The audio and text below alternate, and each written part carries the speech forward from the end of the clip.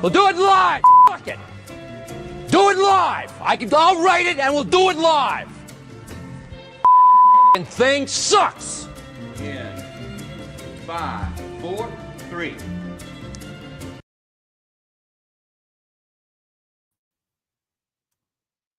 Citizens of the internet, we're back with yet another exciting episode of the Politics Show.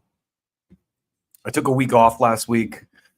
I'm still getting a little settled doing that thing, but it's been a very eventful week in politics, and it's interesting because I started putting this show together almost a week ago, and kind of the centerpiece of it was a conversation that Tucker Carlson had with, you will see, the Means siblings, I guess, brother and sister. If you haven't seen it, you're about to see some of it. But the thread between that and RFK Jr. and Donald Trump and what happened Friday is just surprisingly strong. And it was unintentional. You know, like I didn't start putting the show together thinking that RFK Jr. was going to come out and do what he did and say the things that he said. If you watched some of the coverage of it already, RFK dropped out of the race and endorsed Donald Trump. And if you watched the Democratic National Convention this week, you understand why. So I think that we're going to get started with this talk about RFK Jr. and what he just did, which was give a gigantic middle finger to the Democratic Party. And when you look at this in context, why wouldn't he do that? Look at what the Democratic Party did to him. He's a Kennedy. He tried to run as a Democrat and was instantly smeared as if he's some kind of insane anti-vax, right-wing Trumper, just for telling the truth about things. And I covered in great detail about a year ago when Debbie Wasserman Schultz and all the Democratic, robots were calling him an anti-Semite and, whatever else they could think of. And the most recent attacks, of course, they trot out his family, which I think is funny, to talk shit about him. And I'm sure all the people that came out, the Kennedys that came out and said, RFK does not represent our family and our father and uncle would be, rolling in their grave. Those people are all, I guarantee, offered positions in a Harris administration to do that kind of stuff. But I think what's happened with the Kennedy thing, it makes me feel good because I kind of thought Trump was going to win regardless. Whether I want to vote for him or not, I'll most likely vote for Jill Stein, if I even vote. But the idea is Trump is most likely going to win. And based on this video that I'm about to show you, I don't think that that's a bad thing at all. So let's get started here. This is a speech that RFK Jr. gave at a rally Trump did in Arizona. Now, it's covered by Dallas Fort Worth News. So I originally thought that it was in Dallas, but I was incorrect about that. So I need to fix my tweet. But this is about a 10, 12-minute clip. Let's listen to it. Stop and talk. Tonight, I'm very pleased to welcome a man who has been an incredible champion for so many of these values that we all share, and we've shared them for a long time. I don't think too many of you people have heard of him. He's very low-key. He's a very low-key person, but he's highly respected. He is a great person. I've known him for so long. For the past 16 months. I love Trump's sense of humor. I'm not going to lie. I love his sarcasm right there. He's the low-key person. You probably never heard of him. Robert F. Kennedy Jr.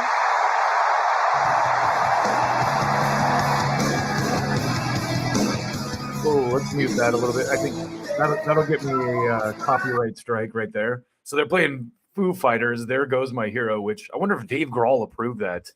I hope that he did. He's probably friends with RFK since he's like a Hollywood guy. And Dave Grohl seems like a very cool guy. Let's not get it twisted. I'm not calling him a right winger or anything.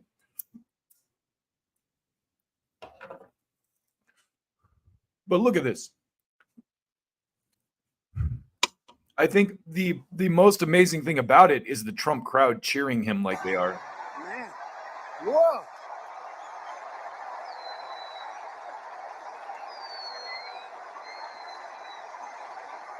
And he deserves it. He deserves it.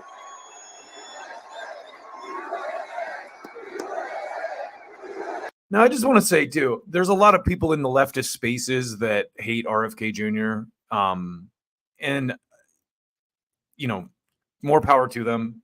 Of the candidates in the presidential race, he's one of the more honest ones. Obviously, his position on Israel is garbage, but whose position is good other than Jill Stein's? Or maybe Claudia de la Cruz, you know, as far as viable options go, you know, RFK definitely has the wisdom and at least the kind of ability to speak freely, which none of the other candidates have. And I think that, you know, the people like, you know, I know Russ and Keaton on Do Dissidents, they're always like, RFK. He's a lawyer. He's an environmental lawyer. And the way that I look at these politicians is look at their past, look at the things that they've done in the past. RFK Jr. spent years and years fighting corporate power in court. And whether you like him or not, or you don't like his shaky voice, or you follow whoever your favorite, you know, YouTube influencer is, and your opinions are based completely on that, and you don't formulate your own. Good for you. I like RFK Jr. I probably would have voted for him. The biggest real problem he has is the Israel thing, which all of the candidates have. So.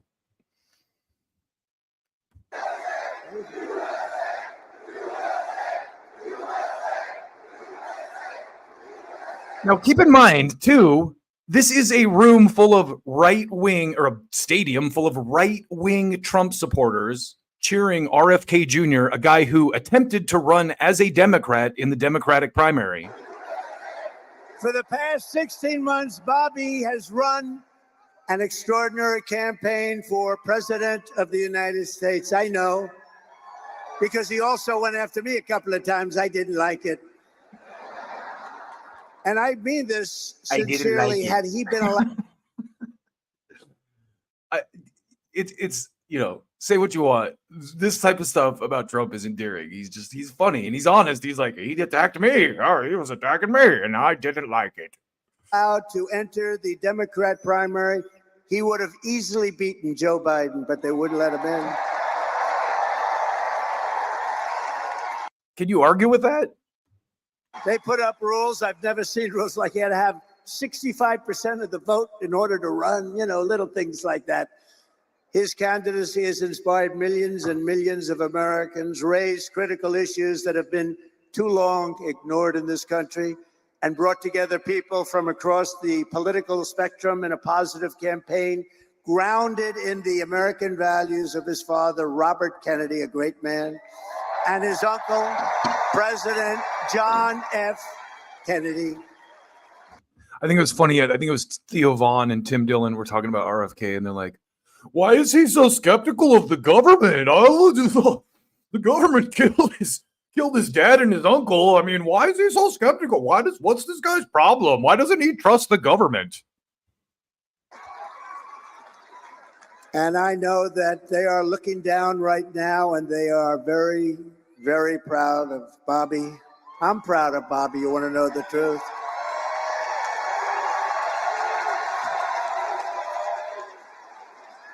And I don't think I've ever introduced anyone that got applause like he just got. I must tell you, I don't think it's true.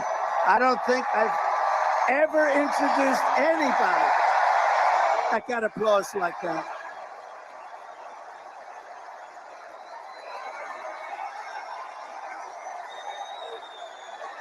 Now, this is a little bit long of an intro, but I want you to focus on the substance of some of the stuff that RFK says once he finally starts talking.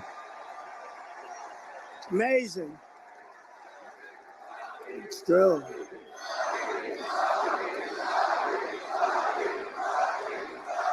Amazing.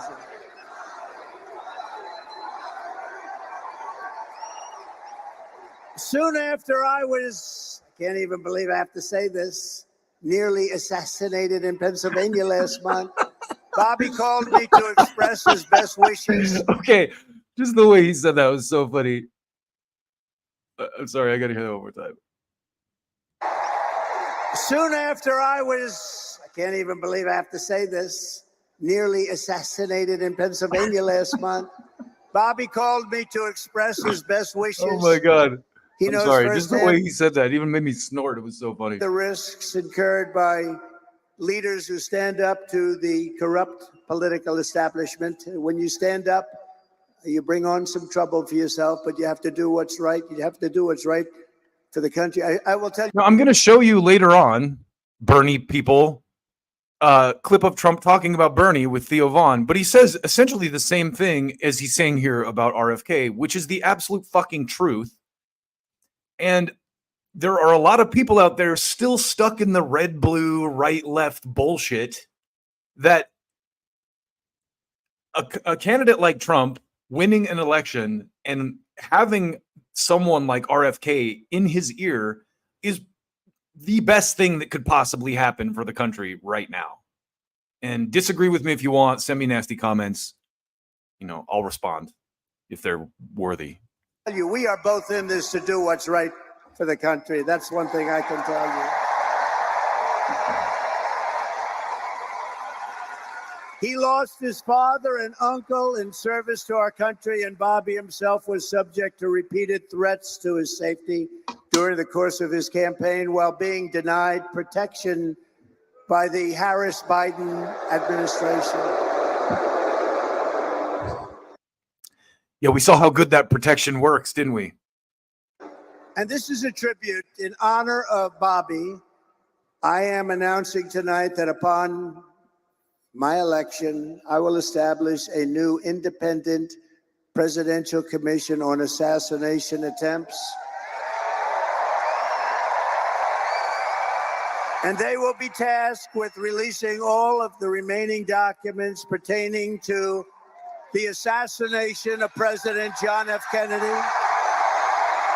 So Trump's basically trying to get shot again.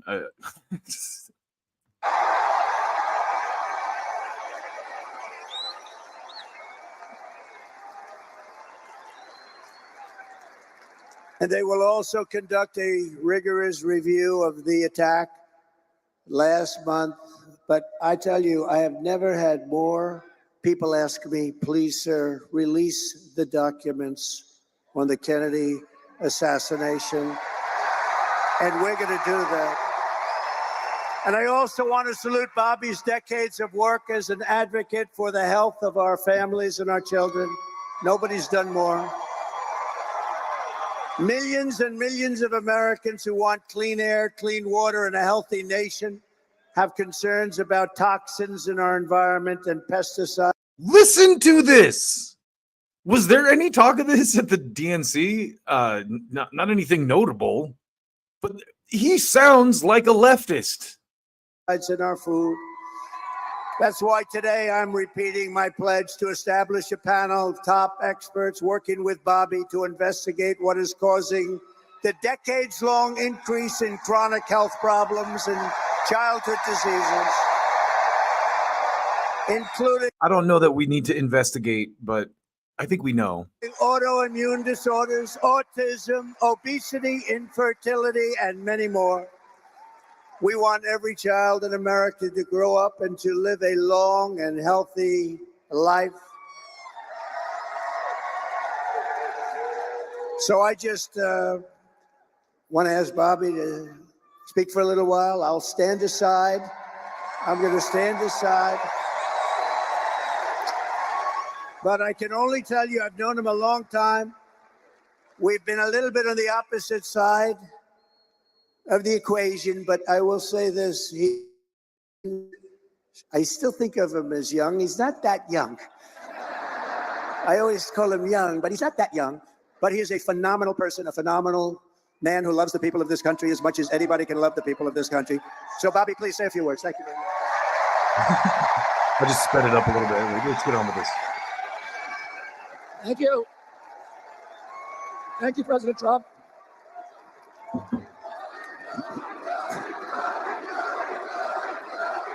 The stadium is chanting his name. That is amazing.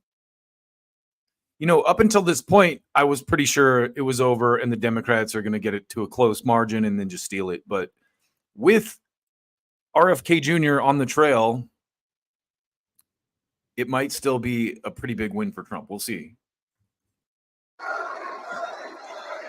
Thank you. A few hours after the assassination attempt at Butler, I got a call from a safe food advocate named Kelly Means, who's been fighting for many years to try to end the corruption at CDC and FDA. So I've talked about Kelly Means before. You know, he's been on Tucker Carlson. He's been on a bunch of different shows. But we got some of this coming up. And this was what blew me away is, like I said, I started putting this show together before this happened Friday. And one of the centerpieces of the show was Callie Means and his sister. So to see this manifest, you know, as I'm putting the show together around that centerpiece, and to hear these candidates talking about people who I've been paying very close attention to, who I think are kind of hitting the nail on the head as far as what's wrong with our health system, it's kind of uncanny for me. You know, maybe it's a mystical sign or whatever you want to call it. But listen. FDA and USDA. And these institutions, these regulatory agencies are actually run by the big food processing companies, the big ag and the chemical companies that they're supposed to regulate. And he said to me that he'd been advising me for many years and on my campaign. And he told me that night that he was also advising President Trump. And he asked if I would talk to President Trump. And I said, of course. So right off the bat, Callie Means is advising Trump. That's amazing. And about a few minutes later, I got a call from the president. And we talked. We had a very good talk. And then he invited me to come see him the next day. And I went to Minneapolis and saw him. We met again a couple of weeks later in Florida. And we talked not about the things that separate us, because we don't agree on everything, but on the values and the issues that bind us together. And one of the issues that he talked about was having safe food. And imagine that, lefties. Imagine forming a coalition with people who you might not agree on every single issue with. Just imagine that. Isn't that crazy? Crazy idea, isn't it, left? You're against trans rights, so I can't unite with you for healthcare for the public. Like, that kind of shit is just stupid. You know, we can have a separate debate about trans rights because it is important. But the idea that you would not work with someone who disagrees with you on that issue to get another issue that you care about put into place, you know, or you know, legislatively, is just stupid. And the reason people like this win elections, the reason I think Trump won in 2016 is because he did stuff like this. He reached out to people and formed these types of coalitions. ending the chronic disease epidemic.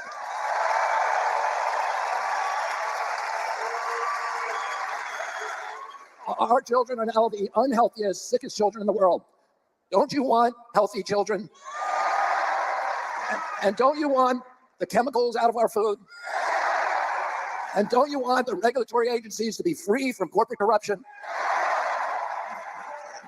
And that's what President Trump told me that he wanted. He also told me that he wanted to end the grip of the neocons on U.S. foreign policy.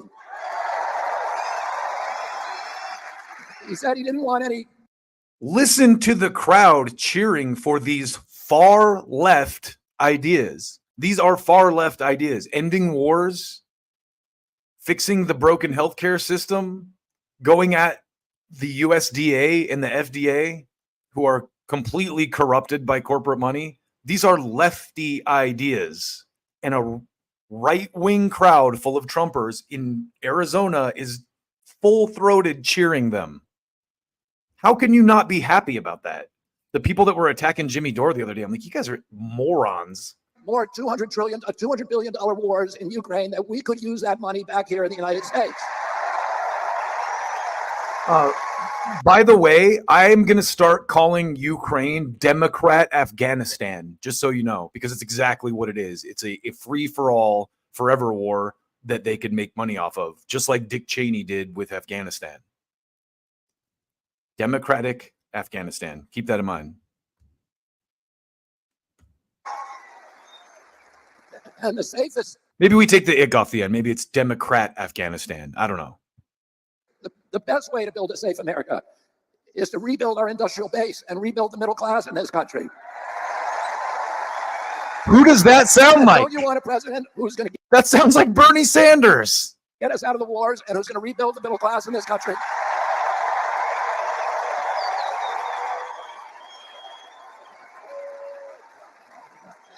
See, I think it's interesting because at the DNC, they talk a lot. They give a lot of lip service to working people in the middle class, but they also give more lip service to keeping those wars going. And where do you get the money to rebuild the middle class if you're sending billions of dollars to Ukraine He told and me Israel? that he wanted to end the censorship because the whole basis of American democracy is the free flow of information. And we know that a government that can silence its opponents has license for any kind of atrocity. And can you think of any time that you can look back in history and say that the people who were censoring were the good guys? They're always the bad guys, because it's always the first step down that slippery slope to totalitarianism. And don't you want a president who's going to protect America's freedoms?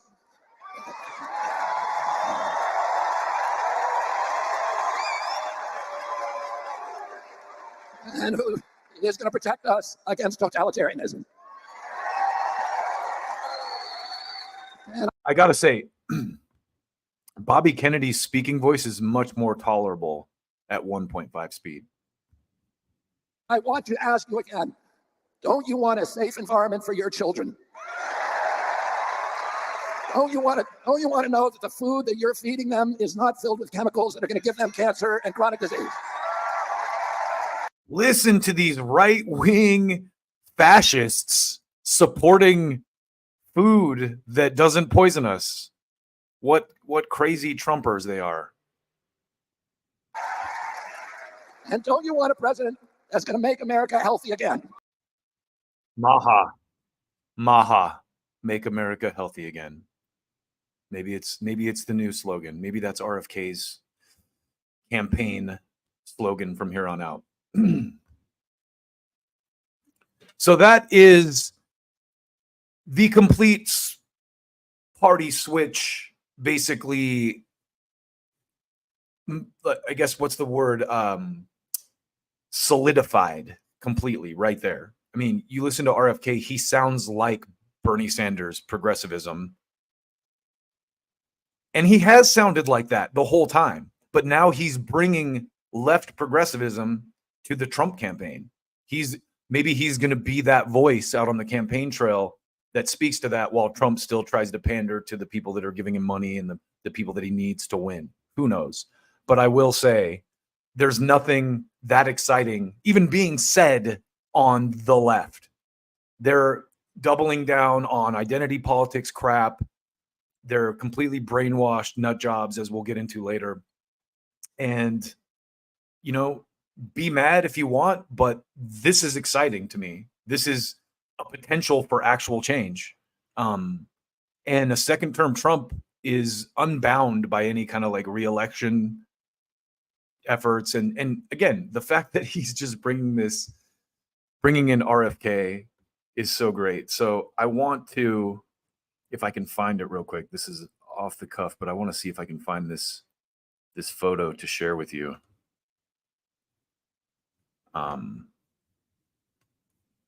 Where is it?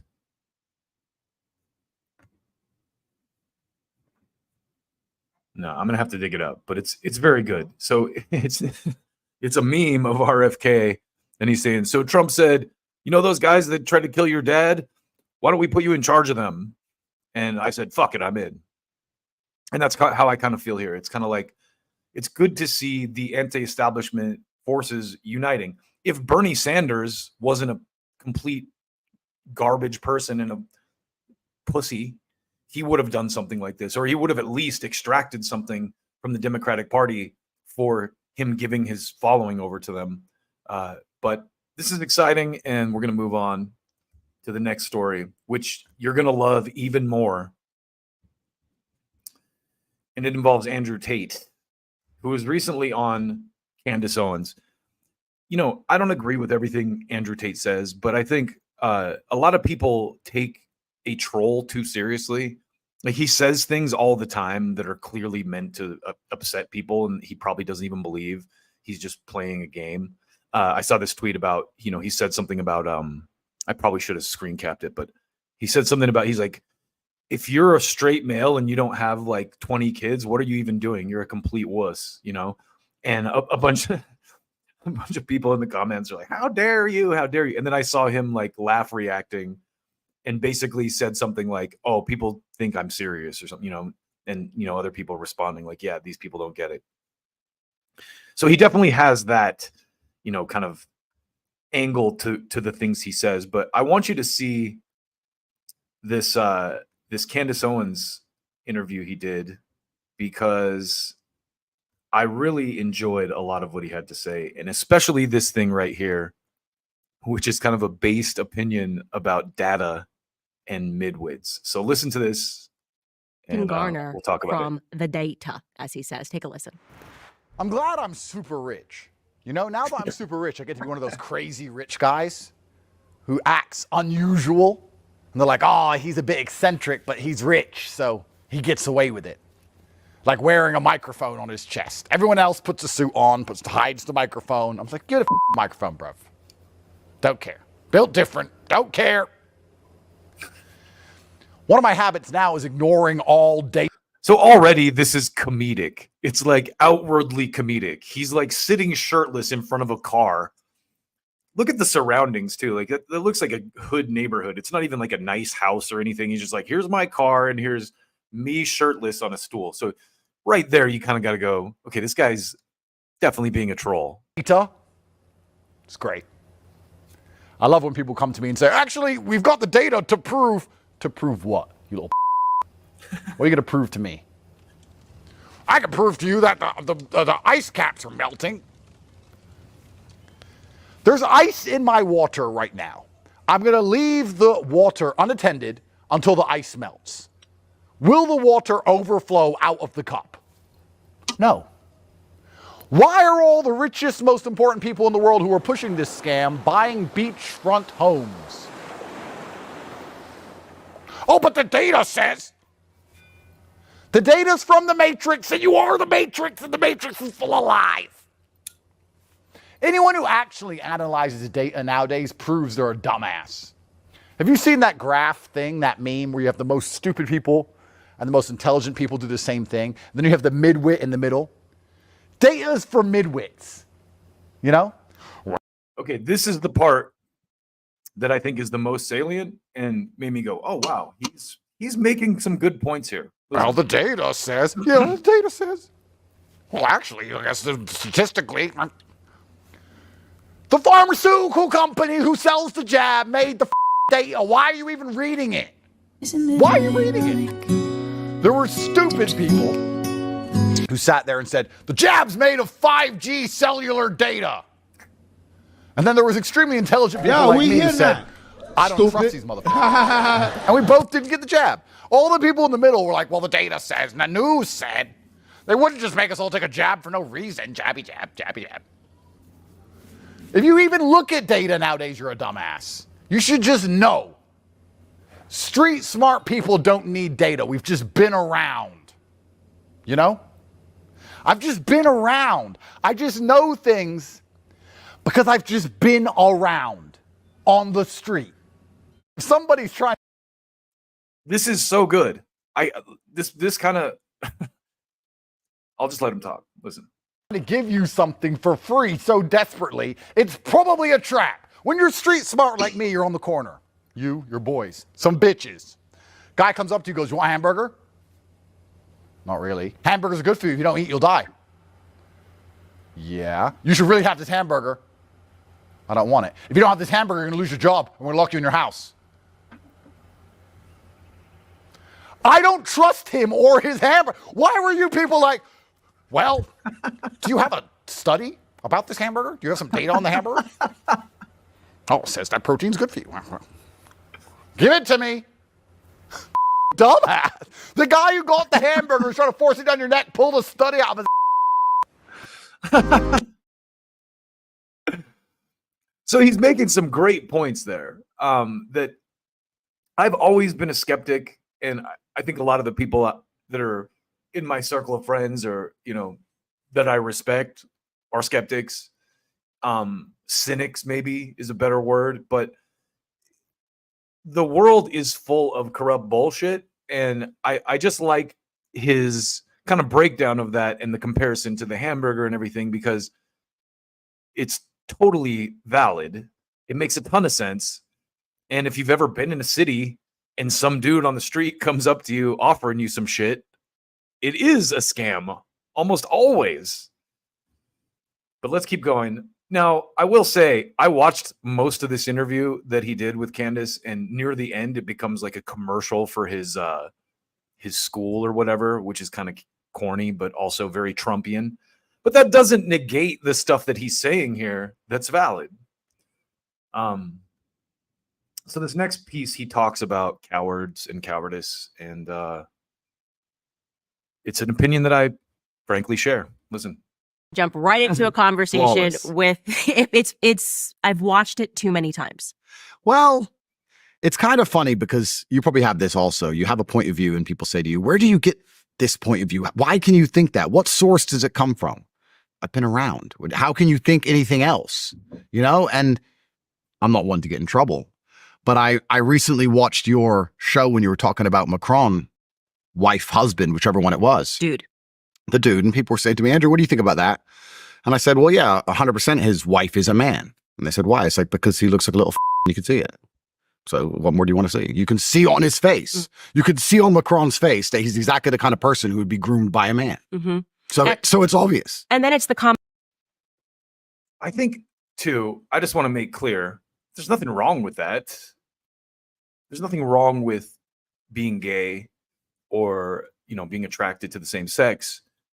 I kind of hate that they make it like a derogatory, but what is fucked up about the Macron thing is that there's a lot of proof that they're hiding something. And why are they hiding it? It's weird.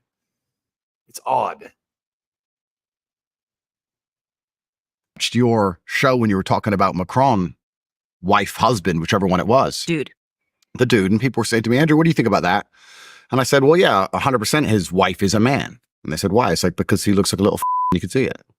So what more do you want to see? You can see on his face. You could see on Macron's face that he's exactly the kind of person who would be groomed by a man.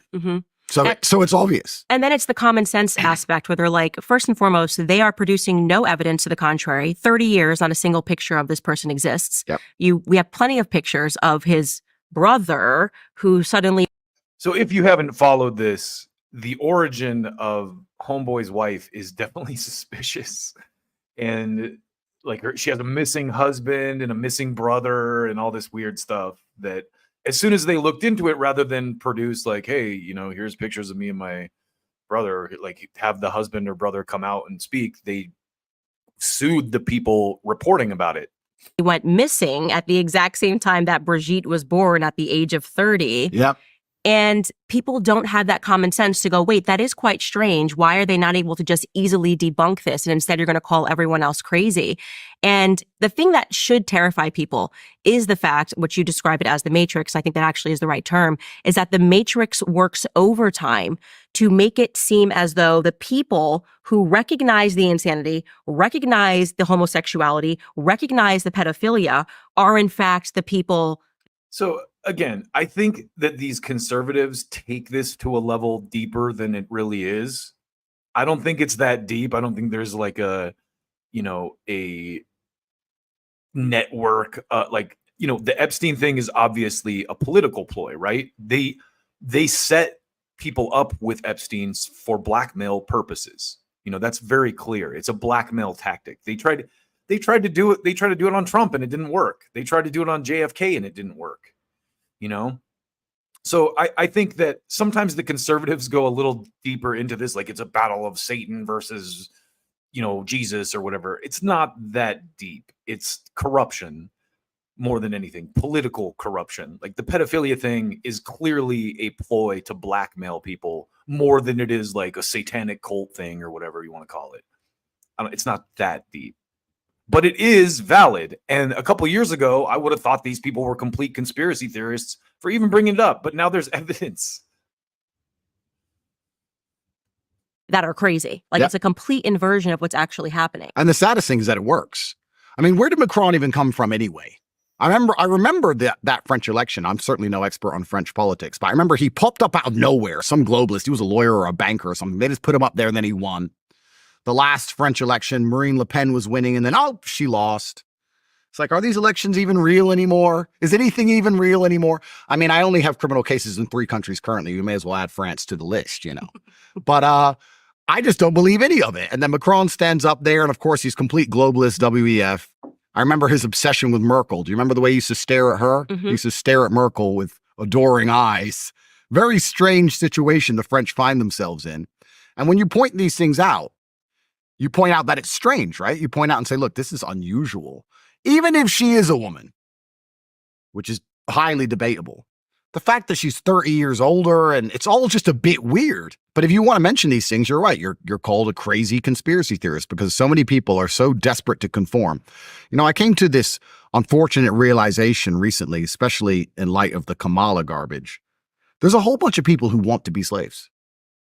So I just want to take a quick aside and show you this graphic real quick because it just really accurately sums up the Kamala Harris movement. People fall right into line when they're told to, and he's completely right about that. Whoops. Wrong clip. Literally want to be. You sit and say, why can't you convince people to see the truth? And then you realize it's because they don't want to see the truth. They want to be a slave because it makes them feel the same way a child feels when they get attention from their parents. They want to be good slaves to the system, and they hope that will prevent them from getting shot. Now, we know our history. It means they'll get shot last, but they'll still get shot. Right. So you have to make a decision as a man, especially, like, do I want to die first like a hero for telling the truth, or do I want to die a few years later like a coward? And I guess that's where you see the differentiation in the opinions, the dichotomy of the different types of men who are living in the world today. But it's really crazy that so many people will sit there and consistently consume lies and garbage after they've been lied to so many times, and they feel like they get some kind of, I don't know if it's satisfaction, I don't know if it's warmth, I don't know what they feel in their heart when they just subjugate themselves to these people. Like Democrat Afghanistan. Everybody falls into line. And that's one of the things. I'm still a disaffected Bernie guy. There's a lot of us out there, and we're going to hear from some of them shortly. But how do you buy any of this garbage when you've seen what the Democrats have done for 2 election cycles, or 3 now? They crushed Bernie in 2016 and made sure Hillary was elevated. Then they lost. Then in 2020, they crushed Bernie again. And this time they won by basically putting Biden into place, despite the fact that Bernie was filling stadiums. And then this time, they completely squashed the primary, told everyone that Joe Biden got 14 million votes or whatever in the primary. And then once he became unviable, quickly swapped him out for their new puppet, and everyone bought it. And it's mind-blowing to me, but it's also not, like Andrew said here, people want to be accepted. People almost want to be slaves. They don't want to deal with the reality that the party that they think is this, complete progressive entity is exactly the opposite. It's now the party of the neocons. So this is going to be kind of the centerpiece of the show, because everything is kind of connected to this. But I watched this recent interview that Tucker Carlson did with Callie Means and his sister. And I've done pieces on Callie Means before, because this is an issue that's very close to my heart and my lungs and my gallbladder and my intestines, and it's health.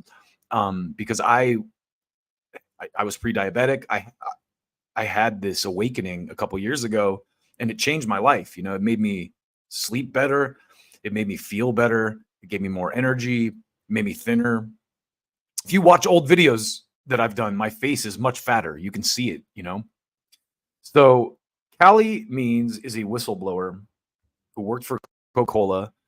And what he's basically getting out there and telling people is that we need a drastic change in how we eat. And our government is part of the problem because it's subsidizing terrible food. And this is all, you know, organized and intentional. But I'll let him talk a little bit and I'll break in with my own commentary. But they lobbied, again, they can raise prices to get that 15%. So there is zero, and I mean this, every single institution that impacts our health, insurance companies, pharma companies, hospitals, medical schools, they make more money when more Americans are sicker for longer periods of time, and they lose money when Americans get healthy. It's just absolutely That's amazing. the incentive. And then you go to Medicaid, which I talked about. There's just a huge incentive for more and more poor people to get sick because that's an annuity then to the pharma companies. So until you attack that incentive, and as Casey said, people just don't understand this. Everyone kind of makes sense. And actually, I think these things are very easy to change. But the problem is that it's enshrined that there's profit when people are sick. And then they use the Stanford and the Harvard and the AH. It's all this fancy club where people, it's like. So the reason I showed you that Andrew Tate clip first is because what he said is relevant to this too.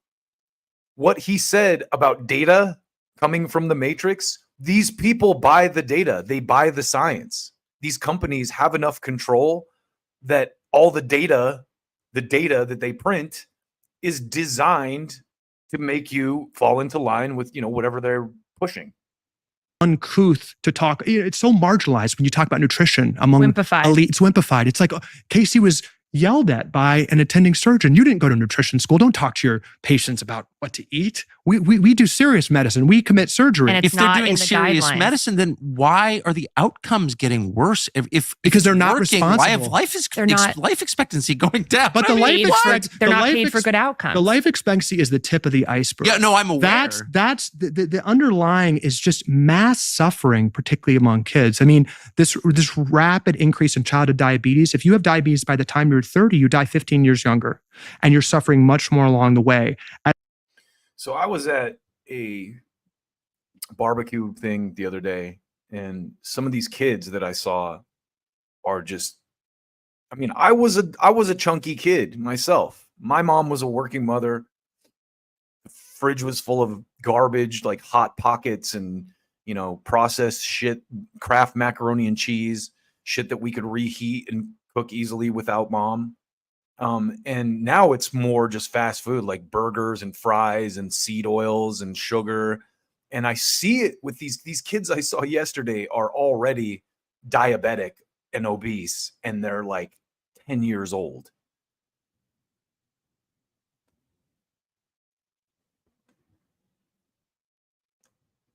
Every people, it's like uncouth to talk. It's so marginalized when you talk about nutrition among Wimpified. elite. It's wimpified. It's like Casey was yelled at by an attending surgeon. You didn't go to nutrition school. Don't talk to your patients about what to eat. We do serious medicine. We commit surgery. And it's If they're not doing in the serious guidelines. medicine, then why are the outcomes getting worse? Because they're not working, why have responsible. life expectancy going down? But the life expectancy, They're not paid for good outcomes. The life expectancy is the tip of the iceberg. Yeah, no, I'm aware. That's by the time you're 30, you die 15 years younger, and you're suffering much more along the way.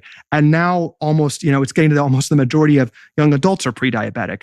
So diabetes is not an isolated condition. It's cellular dysfunction, as Casey talks about in the book. It's the root of so many other things. Okay, so let's So what he goes into in further detail is how this is completely engineered and the cure is right around the corner. So there's an incentive for this to be happening because, hey, guess what? We can sell you the cure for it. We can sell you the problem and the cure. Nothing more American than that, huh? So this is about the food system and just Listen to this.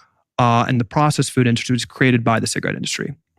And I think this is very telling. It's something I learned. So in the 1990s, the two largest food companies in the world were R.J. Reynolds and Philip Morris. What happened is when the Surgeon General way too late in the 1980s said cigarettes were maybe problematic, these were some of the largest companies in the world with the largest cash piles of any company in the world. So what they did is they used their cash piles to buy food companies. We think about the 80s as the Wall Street era M&A, a lot of deals. The two biggest M&A deals up until 1990 in world history. As this man talks, flashback to what we were watching earlier with RFK. This guy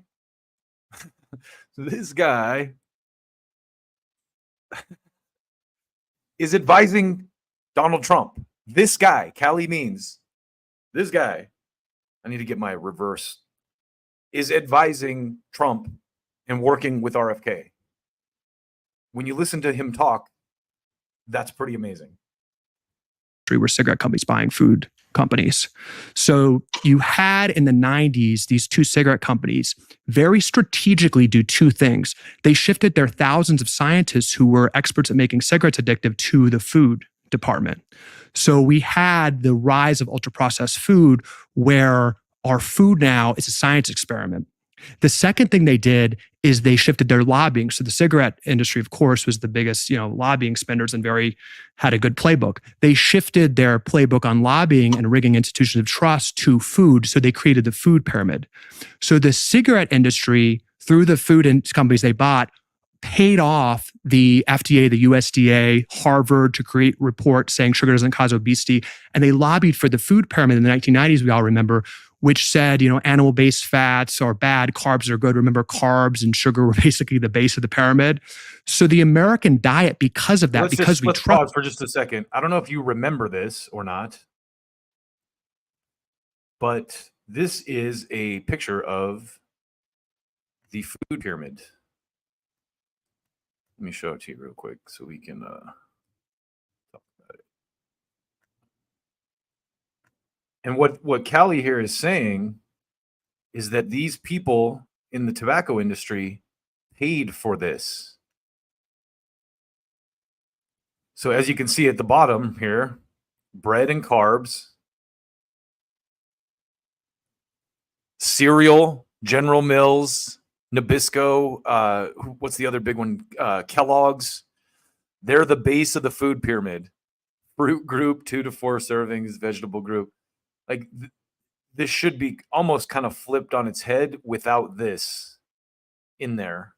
But this is what, and I had no idea about this. This is what the tobacco companies or the food industry bought with their lobbying money.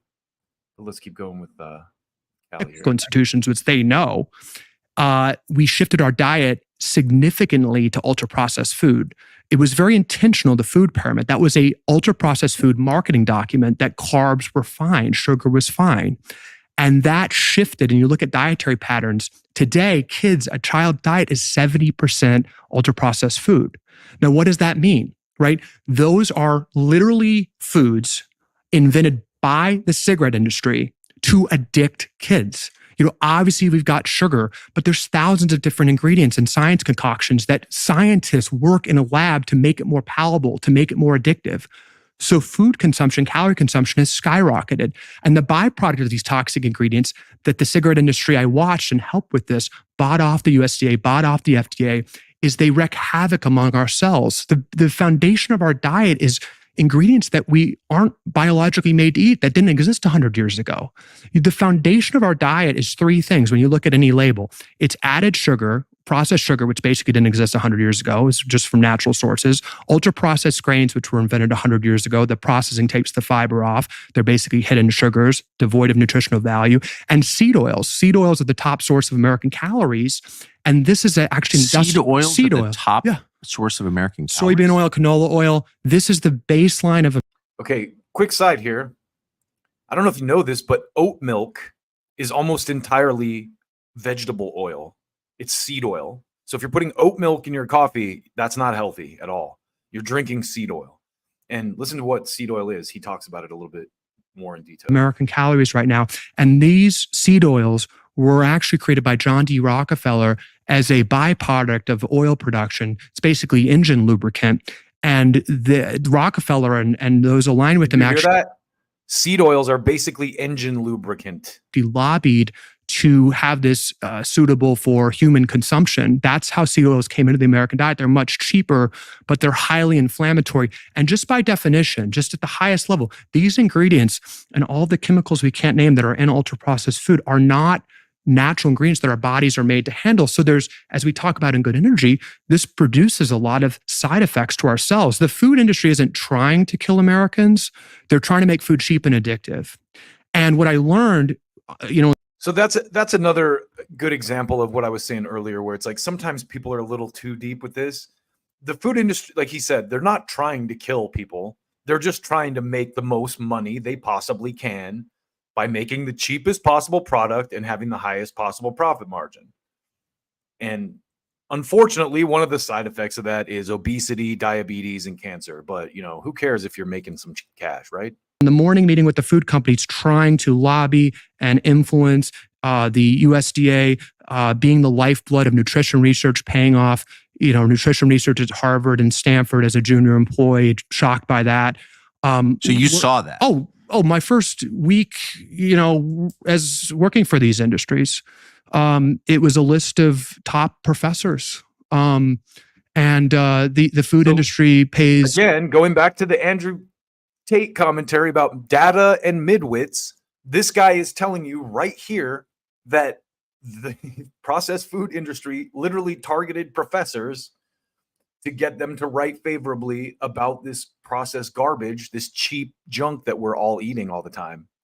11 times more for foundational nutrition research than the NIH. You go to any nutrition school in the country, the lifeblood of their school, they'll proudly admit this is from the processed food industry. In the past 2 years, there's been 50,000 peer-reviewed research studies on nutrition. We're the only animal that has peer-reviewed nutrition studies, and we're the only animals that are systematically obese, diabetic, and being crippled by metabolic dysfunction. We're born with an innate sense of knowing what's right for us. The problem very strategically, and this is well known among the industry, is that That's a great point. You don't really see fat animals unless they're being fed by humans. Like dogs and cats can get fat because it's usually they're being fed processed human food. But in the wild, there's no like obesity.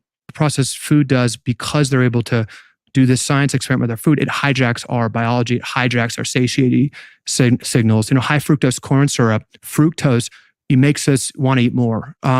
Because in the wild, when you see a bunch of fruit out there, you're well advised to eat it, historically.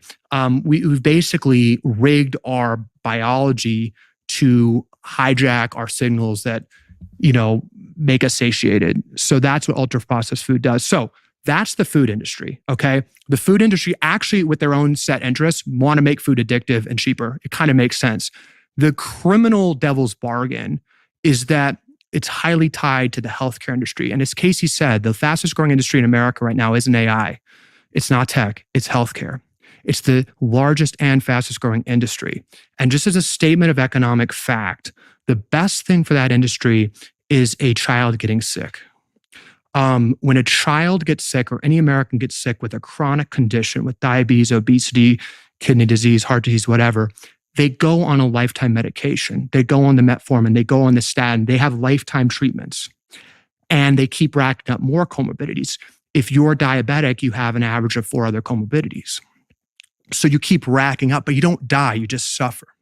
You inevitably get infertility, depression. You start racking them up. So that's very good for the medical system to have these chronic conditions that need to be managed. Just from a pure economic standpoint, that's how the system's set up. That is absolutely crazy and completely believable because it's how everything works in this country. And I've said it before, but I'm not against money or people making money or profits or, I have my own business. I'm not anti-capitalist or any of that shit. But there's a point when things get out of control that you kind of have to rein them in a little bit. Like there's certain, like people's livelihoods should not depend on whether or not they can afford to see a doctor. I'm sorry, but just morally, if you call yourself a Christian or just as a decent human being, you're like, oh, well, I guess if you can't afford insurance, you deserve to die. Who says that? I'm against abortion, but if you don't have health care, go ahead and die. You know, like it just doesn't add up at all. So the last piece of this, and this is a long interview, so I tried to get some couple highlights of it, but go watch the whole thing. It's about 2 hours long and it's worth every minute of it. But this last piece, Callie kind of talks about his time at Coca-Cola and the things that he did for them. They're silent enough. They're actually complicit. Working for Coke, I helped steer money to the American Coca-Cola. Yeah, working for Coca-Cola, they actually pay money to the American Diabetes Association. They actually pay money to the American Academy of Pediatrics. Thankfully, I don't run ads because I don't know if Coca-Cola is going to want to advertise on this type of content. Just throwing that out there. If there's one thing the American Diabetes Association, which sets the standard of care for diabetes management, should be doing, they should be saying, we're not going to accept money from Coke, which is diabetes water. They accept money from Coke. So there's that's like Tyson Chicken subsidizing PETA. Right.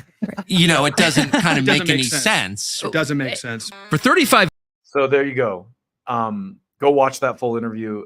And again, I put these clips together. I cut those clips like last week before this RFK Trump thing happened. And it's amazing to me to see that that Trump is actually listening to this guy. Who's basically a whistleblower.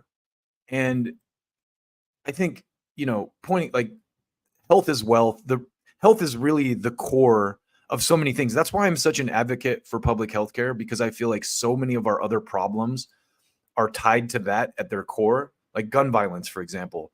One of the big problems with gun violence isn't that people have guns here. It's that mentally ill people have no other outlet, and if you look at these these mass shootings and stuff, it's usually a suicidal person who is so distraught they want to take out other people and make a spectacle of their suicide, really. And what if you didn't have to pay? You could just pick up the phone and be, hey, I need to talk to a therapist. I'm having these mental issues, and I'm or your parents could do that. A lot of it is like the kid in Sandy Hook, for example. His mom was at work, like probably working 3 jobs, trying to keep the lights on, and was a gun person. And the kid grabbed her gun and was, obviously, off a little bit. And, I'm sure the mom couldn't afford proper mental health care or, if she's working 3 jobs. So I think, and that's just one example, but health is a big part. It's the core of everything. If you don't have a healthy populace, what else matters? If everyone's just getting sick and dying or being hooked up to machines, you can't do anything. You can't go to school effectively. You can't fight in a military effectively. Not that I think that's a high priority or anything, but it's the root of so many other problems. So I think that's one of the reasons that this conversation is so important. And I'm happy to see that someone in the political world is having it, someone in the legitimate political electoral world that could potentially be in the next administration. So moving on, speaking of that, Theo Vaughn recently spoke with Trump. And I think it's interesting to watch these clips because there's this attempt by a lot of the Democratic pundits to make Trump seem like he's as senile as Biden was, or because they're like not that far apart in age, he's stupid because they take out of context. When you listen to him talk to someone like Theo Vaughn and you listen to him respond to questions, sure, he does his Trumpian stuff. I had the greatest. It's the worst in the history of our country. Kamala Harris is the worst vice president in the history of our country. He does that shit, but he also has some great responses in here, and they connect to the stuff he said about RFK. So let's watch some of these clips. And again, this is one of those things where go watch the whole interview. I'm sure Theo Vaughn's going to copyright me for this. But he's actually good about it. He doesn't actually strike you. He's just like, that's my clip, but you can use it. So let's watch this. And addiction is something that's really ramped up, even like you're saying, like in the past 20, 30 years in our country, right? And during the opioid epidemic, They estimate that like almost 600. So full disclosure here too. I have a family member who died of opioids, and I've probably talked about this before, but he was a guy who literally would always hurt himself to get drugs. And I was thinking about it the other day. It kind of made me mad that no one in our family confronted him about it, because everyone knew he was getting hurt almost intentionally, and no one said, "Hey, why are you doing this? Like, statistically, it's impossible for you to be hurt this much. No one gets hurt this much on accident." But anyway, that's this issue. You know, the opioid thing has a personal, meaning to me. 1,000 people died. Yeah. And that doesn't even include the broken hearts and the deaths of families and circles of trust, all, just people that lost a brother. It doesn't even include the actual, the siblings, right? And so the ripple effect of that is huge. And there's that Sackler family that pretty much got away with it. They had a financial slap on the wrist, but we're one of the only countries that allows drug advertisements and pharmaceutical companies to advertise on television. Like, what do you think are things that you can do to help curtail that when you get into office? Listen to Theo Vaughn doing a better job than anyone on CNN or MSNBC or probably Fox. I don't watch any of those really, but correct me if I'm wrong. Throw a clip in here. But he actually asks Trump some good questions that the media would never ask him. So, well, we did a great job. Does that make sense or not? Yes, that question? it does make sense. And we had committees, blue ribbon committees in certain cases, but committees that would meet. The big problem we have is, fentanyl is probably the biggest. Opioid is bad. Opioid is bad too. Yeah. I think that's bad because everyone thinks, in many cases, they think they're going to do away with pain. And literally. Also, the thing they gloss over here is opioids are legal. Fentanyl is not. The time is so short. If you take it for like 2 weeks, you're almost addicted to it. It's incredible when you. Oh, well, all of that is horrible. But how why do we allow How that did you get addicted? How did? No, I would just do cocaine. That was really, yeah. So not just, yeah. That's down and dirty, right? Yeah, and this is, I mean, it was, but you don't anymore? No, I don't do it anymore, man, and I'm not doing it. Is it too much? Too much to handle? Some of the stuff started to get a real rattle in it, too. So the way I came into Theo Vaughn, just as a quick aside, is a video he did or a story he does on a show called This Is Not Happening about why he quit cocaine. It's like Me and Daryl Strawberry. If you have not seen that, I highly recommend it. You will laugh your ass off. It's a great story, and the way he tells it is absolutely brilliant. I don't know where we were even getting it from in this country, but it started to make me feel like I was a mechanic or something. So the thing you go back to then is alcohol for the most part. Right. Yeah. But what I want probably is cocaine, but I know that if I have a drink, then it'll be like, okay, well, I had a drink, then I can do this. Is cocaine? That's so honest too. Alcohol is the real gateway drug, not marijuana. A stronger. Up. Yeah. Cocaine. So you're way up with cocaine more than anything else you can think of. Cocaine will turn you into a damn owl, homie. You know what I'm saying?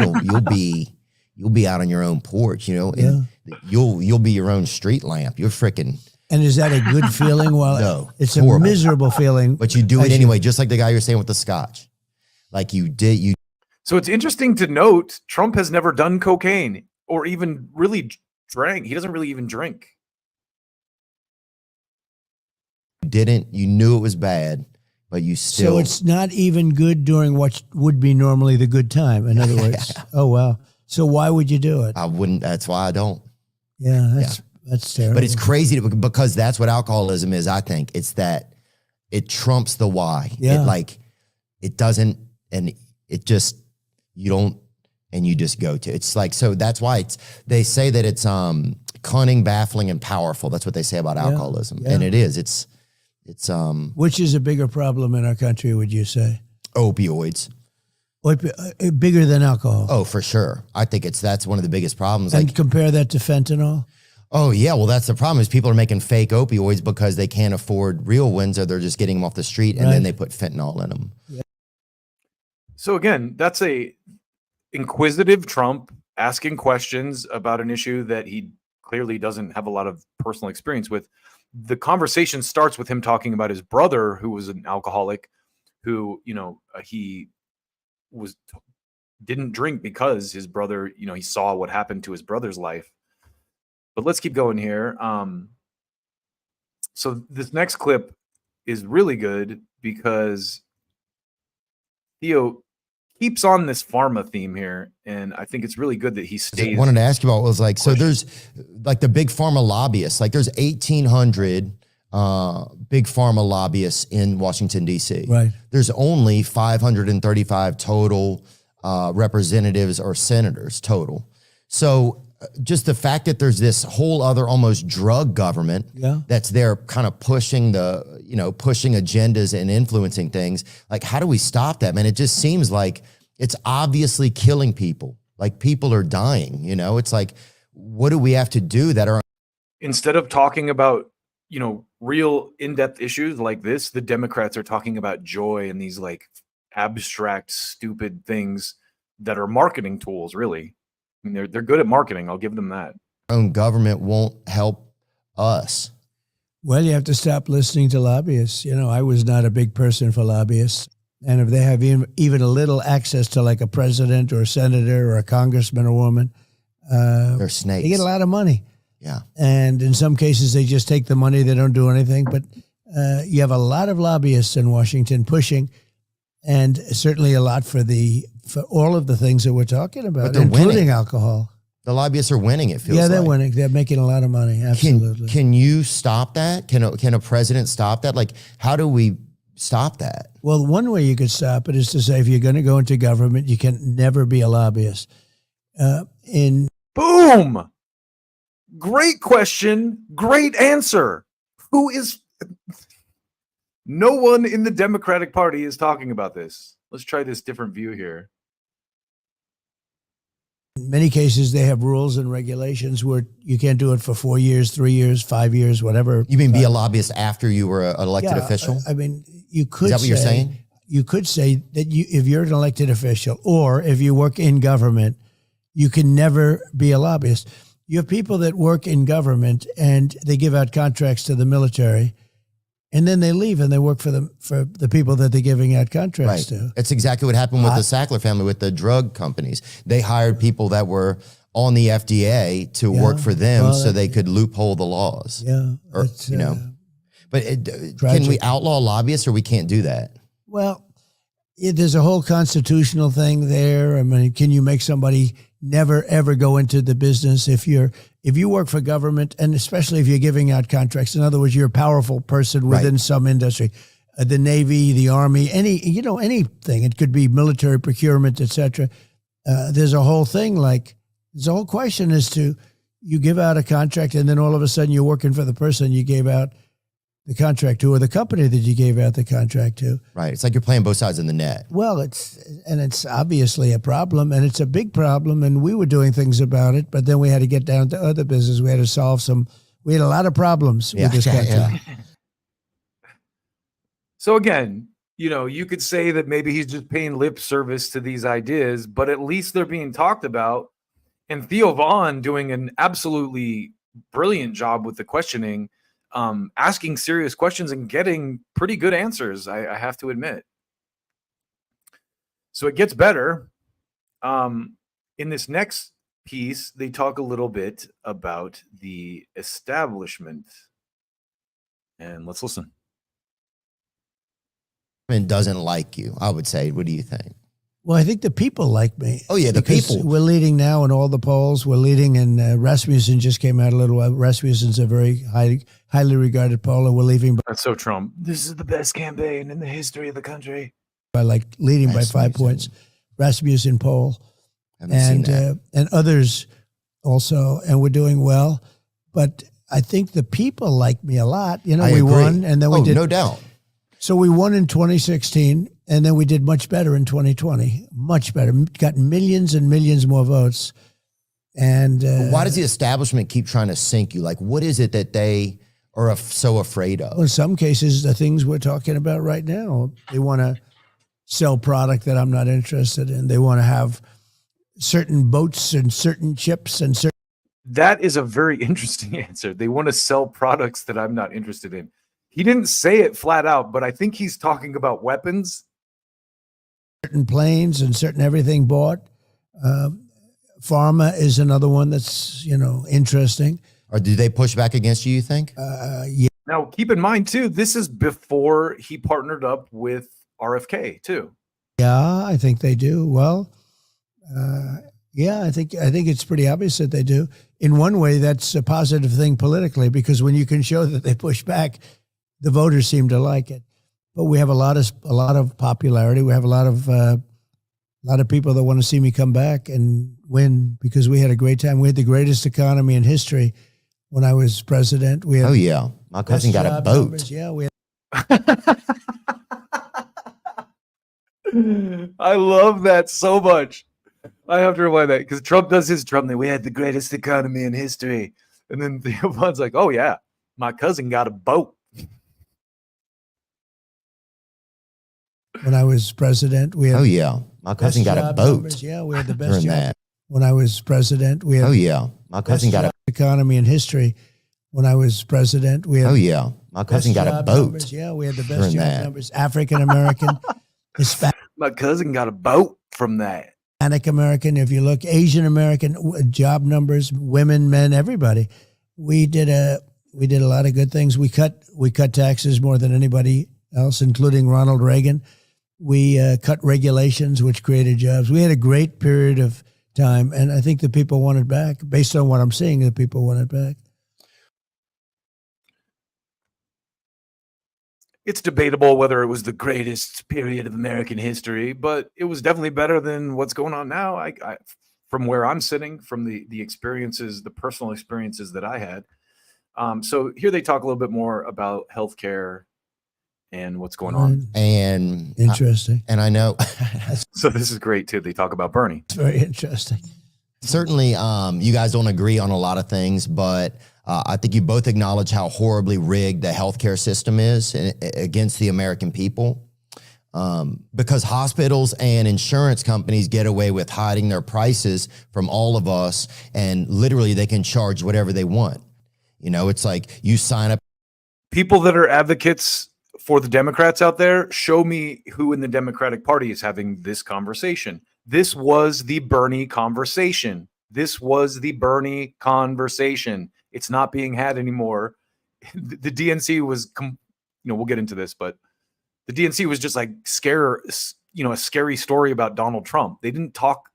It was very light on policy, other than, continuing wars, which we'll get And to. say, yes, I'll pay. You trust the hospital, but then you get home and the bill it's whatever, which pretty much feels like some form of extortion to me. That's what it seems like to me. It's a form. Yeah. But you had an executive order where you created a federal rule for hospitals and insurers to publish all their prices. Yep. Right. So that people would be able to know, okay, if an MRI costs $600 here and it's $5,000 there, then I can go here and save myself money. Right.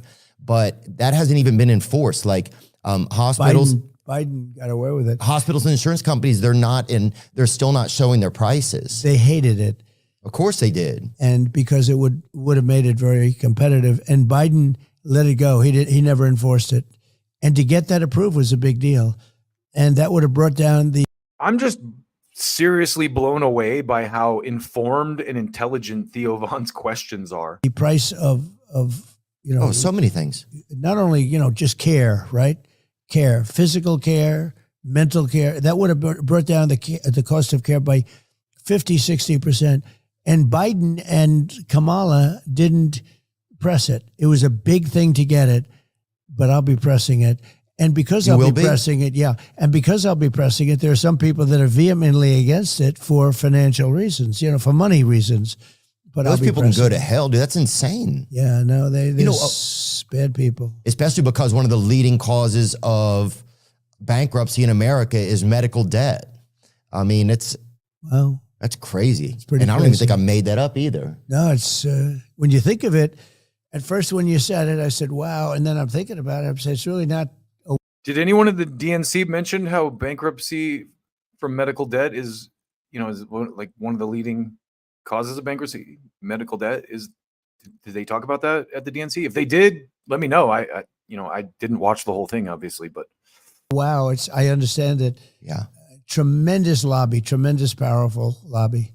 Well, yeah, because I mean, think about what else is going to put you in medical, like in that much of a debt. It's like, I believe that's accurate. Who's behind? So in this next clip, they talk about the medical, healthcare like lobby. in much of a debt. I believe accurate. Who's behind the healthcare insurance, that whole thing? Like, who's behind it all? It feels like Chuck Schumer is this kind of like deviant mastermind back there somewhere. Well, he's one of the people that is hurt, and he's one of the people that keeps the prices high, and he's, gets a lot of contributions from the people on the other side. And him and plenty of other people, a lot of. I do like that he said that too. He didn't just attack Chuck Schumer. He said him and plenty of other people. So good on Trump for that. People. It's a very powerful lobby. But wouldn't they want the most powerful lobby? The lawyer lobby. That feeds into that also. It all feeds into it. Wait, hold on, just so I understand, Donald. Sorry. So that lobby is a very powerful one. Yeah. But why do those people want people to suffer though? Just so they can make money? Yeah. That's crazy. Yeah, it really has to do with money. That's crazy. How much money do they probably need? start off. So this ties back again to the Cali Means thing. And it's just amazing to me that this conversation is actually being had. I've got a little bit more. By saying this is terrible, and then they eventually say, well.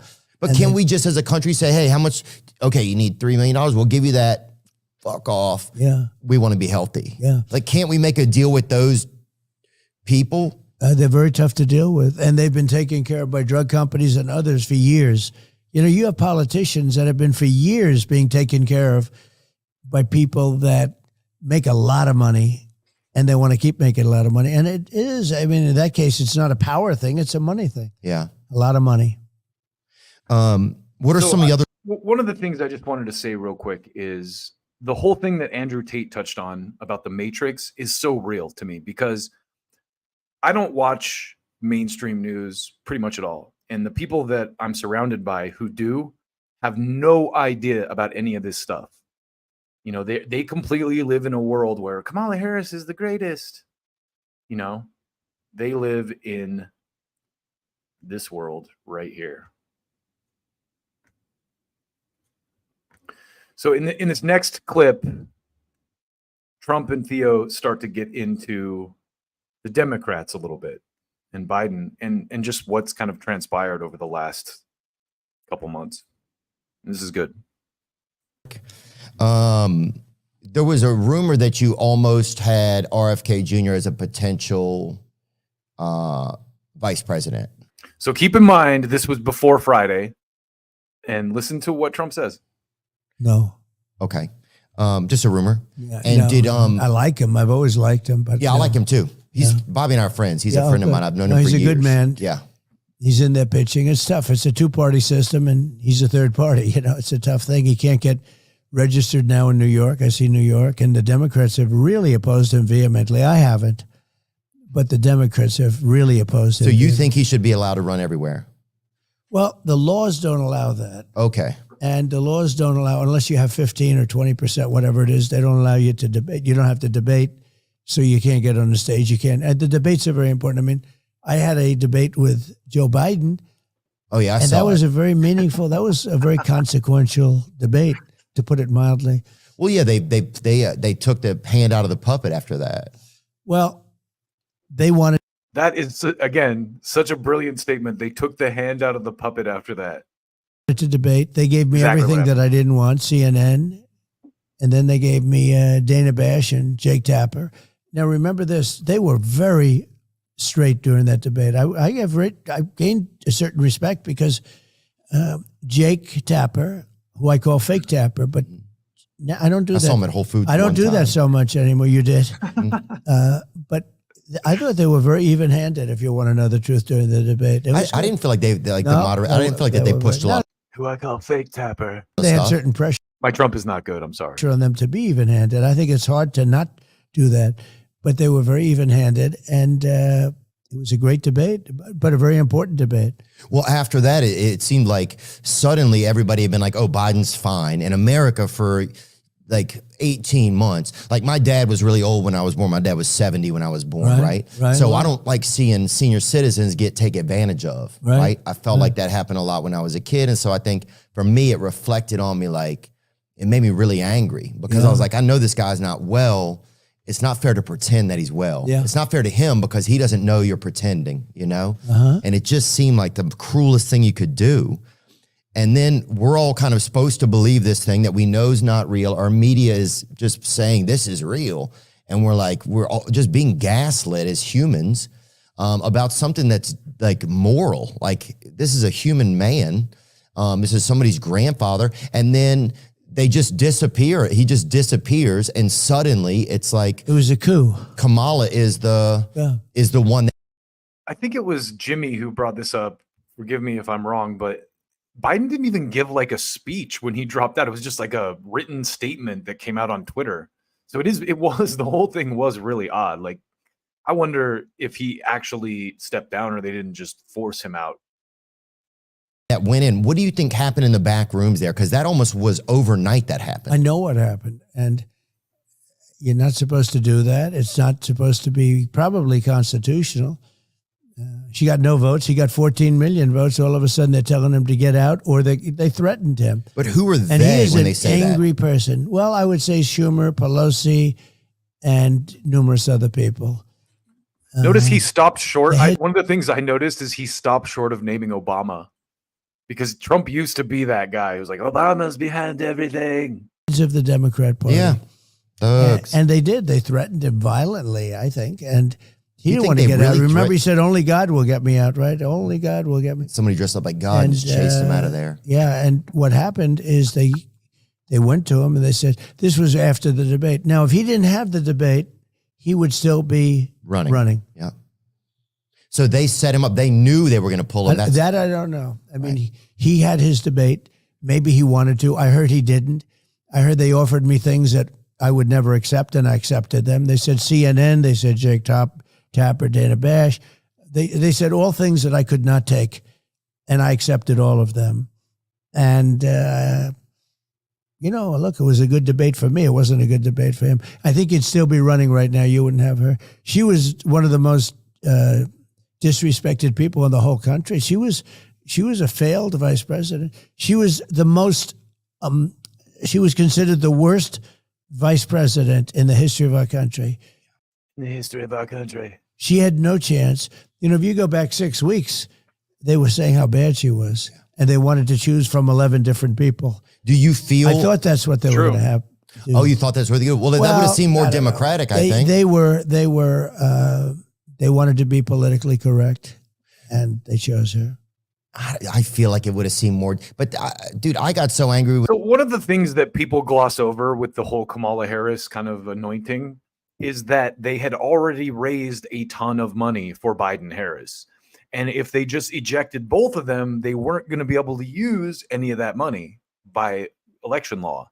So Harris was kind of like a necessity if they wanted to use the money that they've already raised. And no one talks about that for some reason, but that's, I think, the reality behind why they ended up running with her. When they sidetracked Bernie a few years ago, that wasn't fair. It happened to Bernie twice. Yeah. You think about it. Yeah. Oh, it was crazy. Yeah. 2016 and 22. He just got, it just wasn't cool. Like whatever you think, it's just like, we have to be able to believe. Would you like Bernie? Are you friends with him or something? No, I met him the other day. Was that the first time? It was the first time. Were you impressed by him? Yeah. One thing, he's still sharp, right? Oh yeah, he's still sharp. He doesn't suffer from what Biden did. No. Mental dullness. Yeah. Right. I mean, mentally gone. Biden is mentally gone. He's somebody put a merry-go-round in his head, I heard. But that's, but they didn't plug it in. They didn't tell him. Yeah. So again, with the cognitive thing, Bernie, even Trump's right there admitting like Bernie's sharp still. He wasn't. So the age thing, and I've said this before, it's not really about age because Pelosi's still in there and she's older than Joe Biden. Dianne Feinstein died in office at like 90 something, which is not cool. But the age thing is kind of irrelevant when you have people at this age like Trump and Bernie who are pretty sharp. And then you look at, how Biden is. we're almost done with this Theo Von thing, but there was just a couple more really good highlights that I wanted to pull out. So this is the Theo and Trump talking a little bit about Bernie and Kamala Harris. One of the things is it's the healthcare. I just feel like we spend so much money in different places, and people are sick. And the opioid epidemic, I just feel like, and the lower cost of drugs, those are things that because I got insulin down and they took credit for it, but I got it down to $35. And I said, I hope I win because somebody's going to take credit. It takes a period of time before it kicks in statutorily. And I got it down to $35, which is a very low price. And they took credit for it, which is, now I'm taking credit because I'm talking to you, well, yeah, if you did it, then you should be able to take credit for it. I just watched her performance today. So she went out and. Who, Kamala? She lied about everything. She said. I think Trump is very similar to Richard Nixon in the sense that he is a widely demonized figure who has actually done some legitimately progressive stuff when you really look at his record. This Trump tax, that Trump tax, that Trump tax. He's going to tax this. He's going to tax all these different things. And I'm not going to tax them. She made it up. Did you? So this is the last clip I'm going to show from this. And it's basically them kind of cracking on Kamala a little bit. But it's funny. It's not very mean-spirited or anything. Are really liars.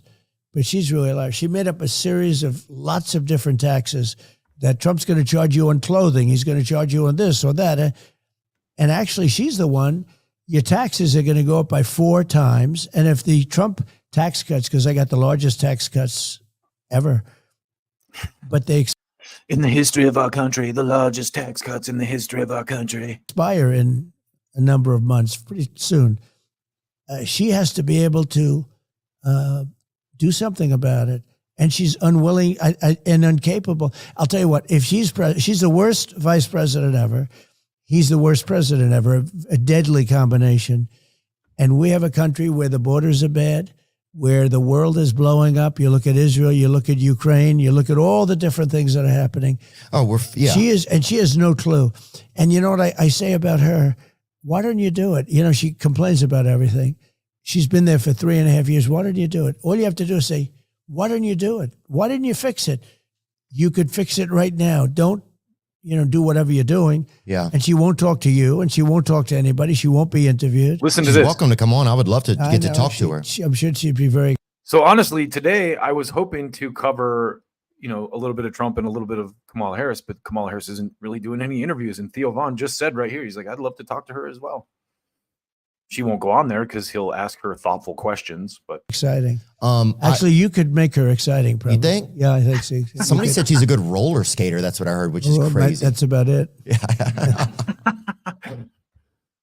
So as you could see from that interview, Trump is very cognitive, much more cognitive than Joe Biden. And cheers to Theo Von for asking him some real questions. Let's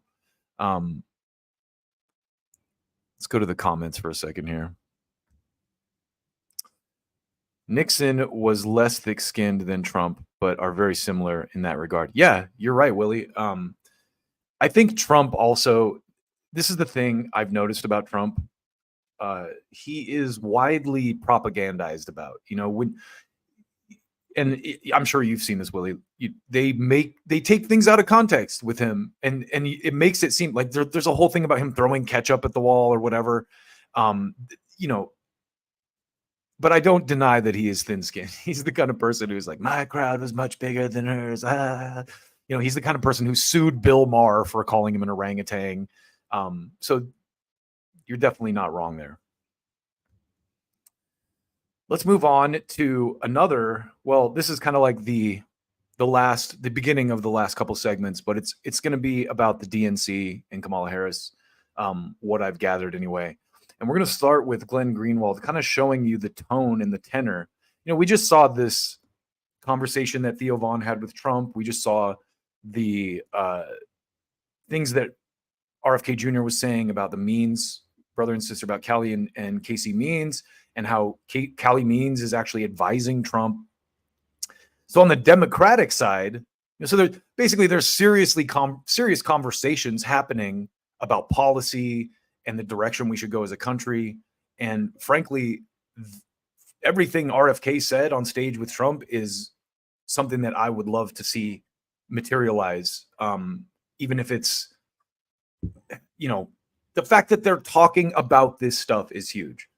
So let's see what they're talking about and doing on the Democratic side. And we're going to start with Glenn Greenwald here, kind of explaining the media tone at the DNC this year. However, has been a completely different story, not just in terms of our inability to get credentials despite trying every different route that we can, but also the inability of many, many journalists, including independent journalists, who have not been able to get credentials at all, despite having far larger audiences than a lot of people who have been given these credentials. And that's because the Democratic National Committee has decided to give hundreds, major percentage of their press credentials, not to actual journalists, but to TikTok influencers, and specifically not just the biggest TikTok influencers, but the TikTok influencers who are the most loyal, the most devoted, the most giddy, the most excited about Kamala Harris and coconuts and all the themes surrounding her campaign. You can barely go anywhere at the Democratic National Convention or hear about it without having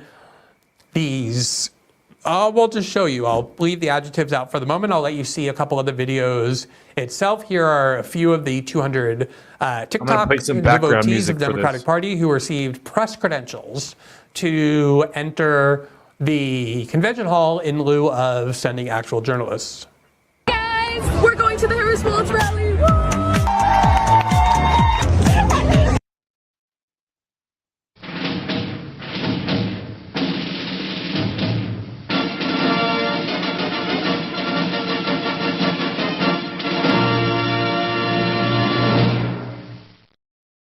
Yo, we here now.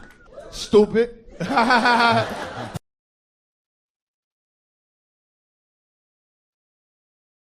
Now, I'll confess that I have licked Joe Biden's dick all the way through since 1975.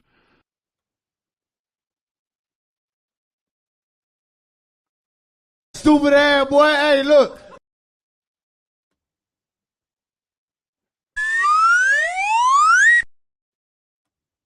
Got mail, baby, yeah. What's the weather like on your planet?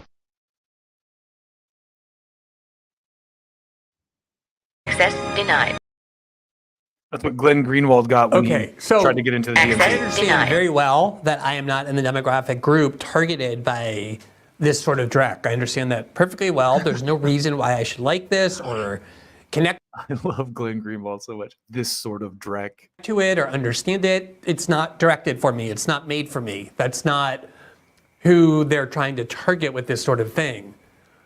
But I nonetheless feel repelled by it and disgusted by it, not because it's offensive, but because of how inoffensive it is. If you think about the cultural conflict, generational cultural conflict that typically dominates the United States, it's often the case that people who are older, of older generations, who are the parents of teenagers or people becoming young adults, are horrified by the culture that that new generation has embraced. That's completely common. But usually the reason they're horrified by it because they think it's menacing or dangerous or edgy or in some other way toxic and destructive. I mean, you look at the 1950s where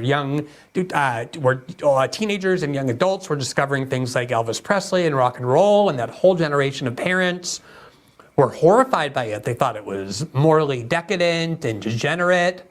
They thought the whole sort of culture was offensive. And that was the generational conflict. And then, of course, you move into the 60s where the predominant cultural movement of the 1960s was a countercultural movement, an anti-establishment movement, people becoming hippies, taking acid and dropping out, marching against the Vietnam War that was supported by both political parties. It actually...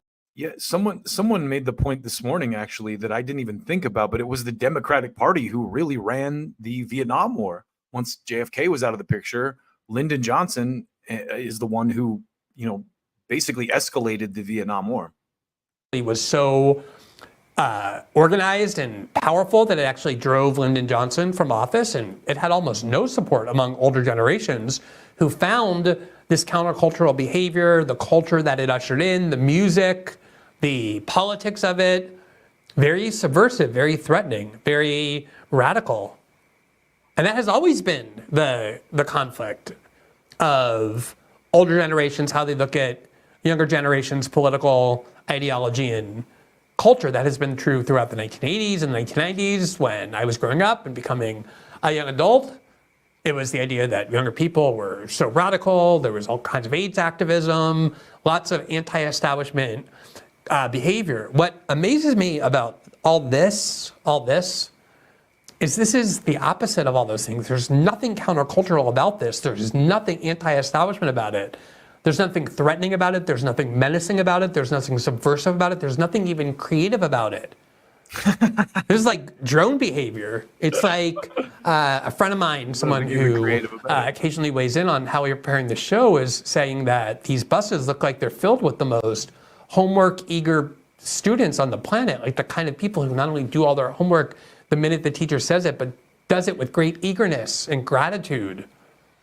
I just can't imagine being 20. I'll imagine all the latitude that gives you to explore and embrace dissent and creativity and ideas that are offensive, and instead basing your entire cultural movement, your entire political identity, your entire identity as a person on fealty to the Democratic Party, the most establishment organ in arguably all of the world, and to its political leaders, relating to political leaders, establishment political leaders as parents, talking about Kamala and Tim Walz being some sort of paternal and maternal figures. This is pathetic. I think Glenn was kind of upset too that people like Hassan Piker got really good access to the DNC because, they knew that they would be completely, harmless. They won't ask any tough questions. They won't go to the level of a Theo Vaughn, for example. But Glenn goes a little deeper here. And as always, go watch Glenn Greenwald because he's the best. But let's watch this. There is finally some sort of a campaign platform, a party platform that has been unveiled for the convention. Every party has to have that. And usually they don't mean very much. They're policies that the party intends to run on, which obviously are extremely different than the policies they intend to pursue once they're in power. But at least it's something. At least it's something concrete about things that they say they believe about issues beyond loving LGBTs and abortions. One of the issues that they have finally addressed in the platform, and it's bizarre because a lot of the paragraphs are erroneously written. They were obviously written for Biden. They forgot to edit parts out where they said President Biden in his second term will do this. So they just edited it to say Kamala Harris, but neglected a few parts. That's interesting too. Like someone at the DNC didn't know how to use the find replace feature on Microsoft Word. Good job, guys. So it's very clear that it was the platform intended for Joe Biden, but you don't have to edit anything except change Biden to Harris, because of course Kamala Harris has no differences with Joe Biden, including on an issue that a lot of people on the left, a lot of left liberals have been spending the last month lying in an attempt to try and convince young people and leftists to vote for Kamala Harris by telling them, based on absolutely nothing, as we've gone over many times before, that somehow she has a different policy than Joe Biden does when it comes to the war in Israel and Gaza, that she's more open to confronting Israel, she's more empathetic to the Palestinians. She would even consider imposing an arms embargo on Israel if this war continues with no regard for human rights. And even though Kamala's campaign had to come out and say she doesn't support anything like an arms embargo, why are people saying that? She believes the United States' supreme duty is to stand by and defend Israel. They continue to lie and say, no, she secretly, you can tell by the tone, she deep down in some sort of part in her belly, she just likes Palestinians better than Biden, and so there's a lot more hope with her. So I want to show you, because Glenn did this piece, and I clipped this way before the DNC was over. Not way before, but a couple days before. And Kamala actually gave a speech where she did kind of outline who she is and what she supports. And I'm just going to punt this to Nick Cruz from Revolutionary Blackout Network, because I think he lays it out better than pretty much anyone I've seen yet. Harris at the DNC convention gave one of the craziest speeches you will ever hear, where she essentially promises never-ending conflict and never-ending war. Kamala Harris's speech was so bloodthirsty that Lockheed Martin stock prices skyrocketed after she gave it. In a speech that could have been written by Dick Cheney, Kamala Harris engages in the classic neocon tactic of dividing the world into good guys and bad guys, where the United States are the good guys engaging in war and conflict against the quote-unquote bad guys. Kamala Harris names Russia, Afghanistan and Iraq for the Democrats. Here we come. Iran, China, and North Korea as the evil countries the United States must bring to heel. That America, not China, wins the competition for the 21st century. To defend our forces and our interests against Iran and Iran-backed terrorists, I helped mobilize a global response, over 50 countries, to defend against Putin's aggression. I will not cozy up to tyrants and dictators like Kim Jong-un, who are rooting for Trump. Trump is so scary. Oh my God, he's so scary. He's such a devil. Ma'am, it is you, the United States and the West, that are funding and facilitating a whole ass genocide. But they want to convince us that Russia, China, and Iran are the bad guys? All the countries that Kamala fearmongers over are the countries that want to hold Israel accountable for their genocide. Meanwhile, in the speech, Kamala Harris reiterated her undying support of Israel and how she will continue to support them during their genocides and acts of terrorism. I will always stand up for Israel's right to defend itself, and I will always ensure Israel has the ability to defend itself. Kamala Harris, there you go, married her AIPAC babysitter, but you guys thought she was going to be different on the issue of genocide? What do you guys expect for someone whose policies are being written by BlackRock? Palantir, an AI company that helps Israel with targeting during their slaughter of the Palestinians and have been pushing for conflicts against Russia, China, and Iran, enthusiastically endorsed Kamala Harris. BlackRock, Palantir, Lockheed Martin. It's clear who will benefit from a Kamala Harris presidency. A vote for Kamala Harris is a vote for the imperialist war machine. This is another example of why the Democratic Party is the most effective evil. So that pretty much sums it up. And I want to go back in time a little bit and show you how people spoke about Kamala Harris before we got to this point right here. Because people had a very different tone a couple of months ago about Kamala Harris. So I want to go back in time right now and just show you. And full disclosure, this is, I think a GOP attack ad, but they're just doing what the Daily Show did here and kind of stringing together a bunch of disparate clips. But let's watch this. You have the lowest approval rating of any vice president. Well, there are polls that also say I have great approval ratings. Swing voters don't like Harris. How big a drag is Kamala Harris on the ticket? She's a pretty big drag. I think she was arguably Biden's worst political decision. They don't like her. There's lots of reasons they don't like her. Kamala Harris's approval rating is now at 28%, which is an historic low for any modern vice president. We're hearing it from mainstream media, one outlet after another, one leak after another.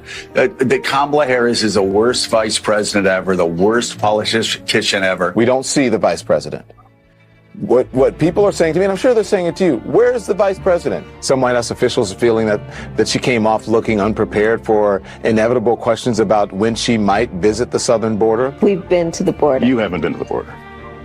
And I haven't been to Europe.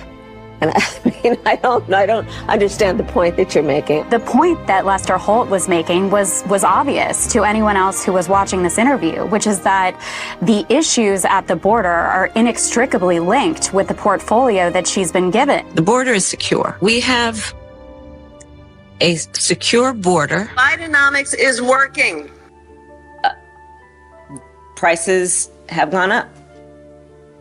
And families and individuals are dealing with the realities of that bread costs more, that gas costs more. And we have to understand what that means. That's about the cost of living going up. He picked Kamala Harris to be his running mate. She was ranked and is ranked as the most liberal senator in the United States Senate. Okay, that is complete BS right there, because they said that about Joe Biden too. Joe Biden's the most liberal senator in the Congress. No, he's not. The most progressive. He's done the most progressive stuff. He could have gone the other way, but he went to the left. Joe Biden is running for re-election, and I will be his ticket mate. Full stop. Full stop. That's it.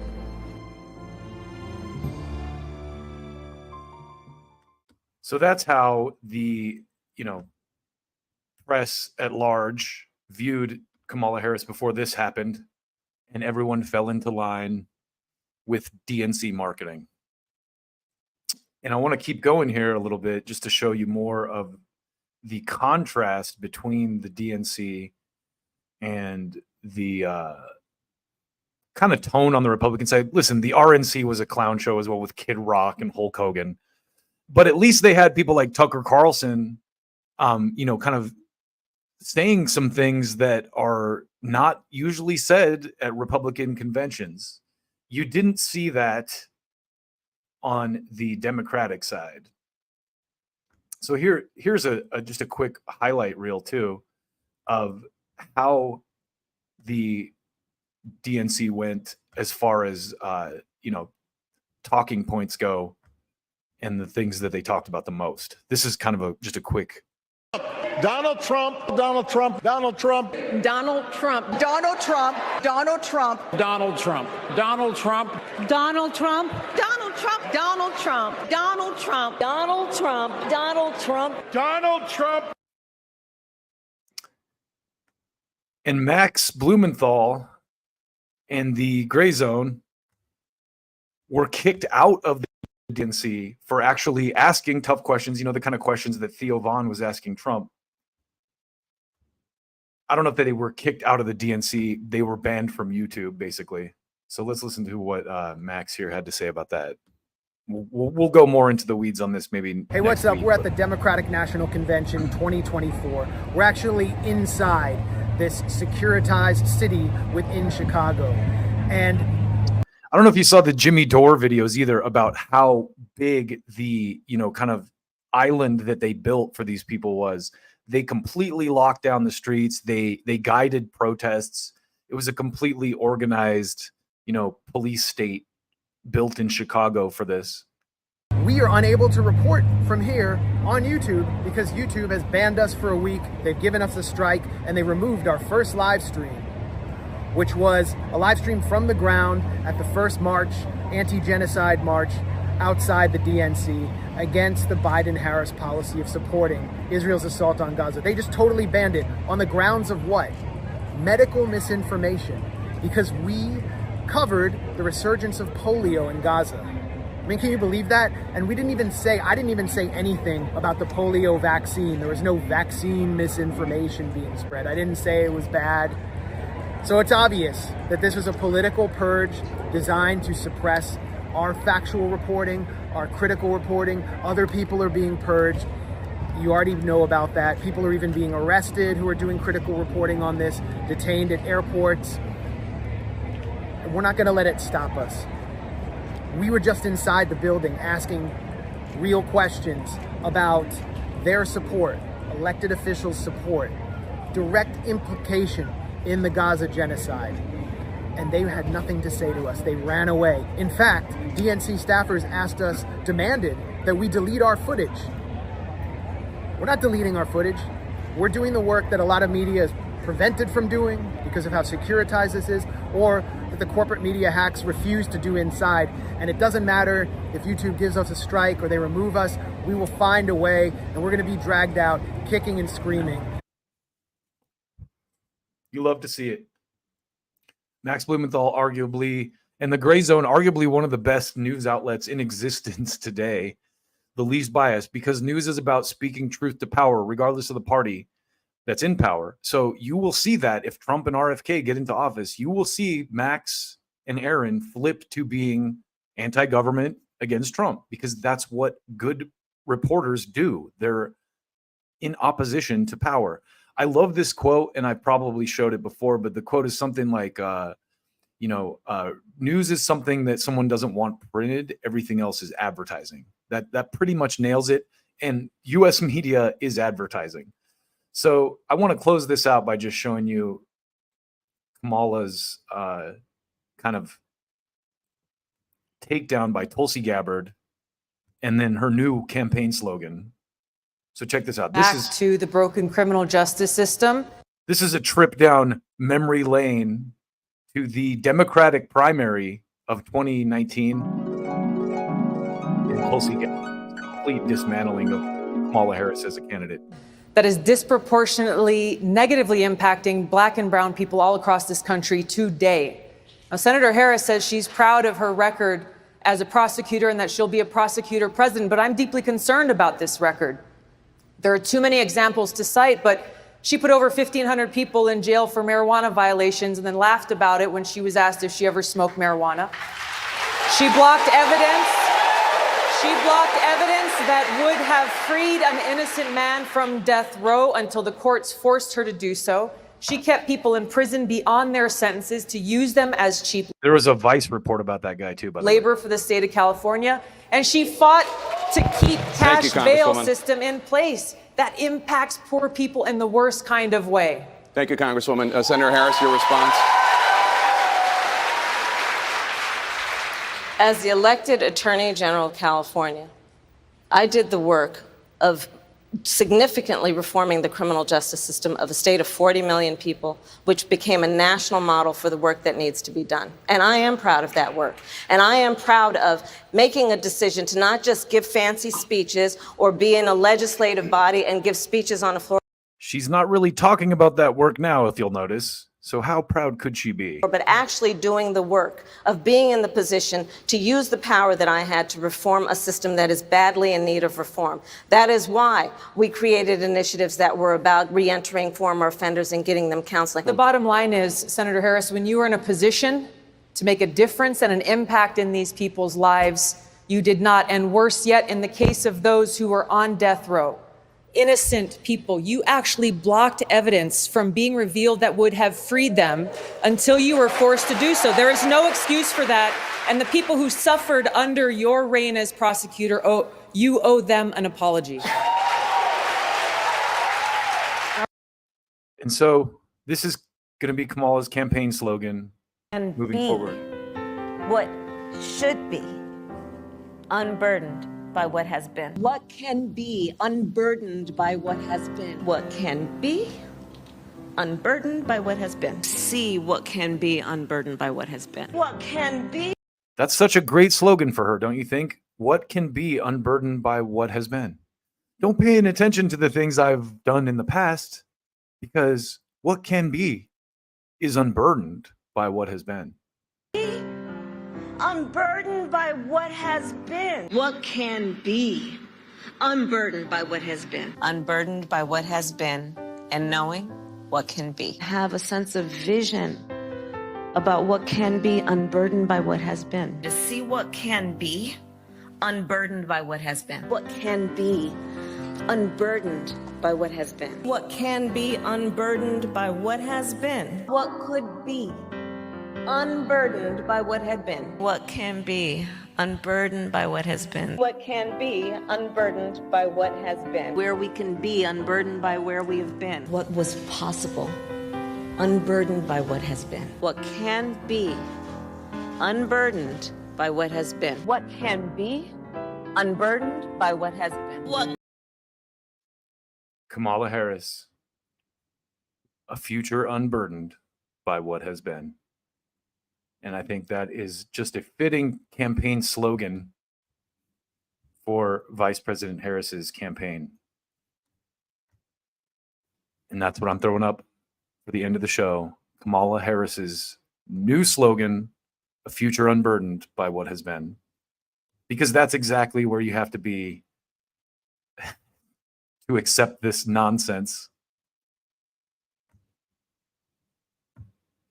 So thanks for tuning in. If you did, I start putting these shows together early in the week in hopes that I'm going to do something more frequently. But for now, it looks like it's going to be Sundays.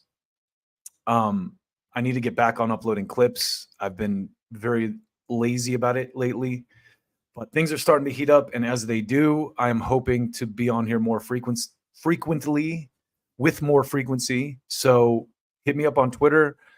Hit me up in the comments. If I'm wrong about something, I love to see evidence to the contrary. So, if you hear me babbling on this stream and you've got something to say, throw it in the comments. I want to talk to y'all. So hit me up on Twitter too, @RoadGrimes. And again, thank you so much for tuning in. We'll be back soon enough with more of this, and take good care of yourselves out there. Till next time.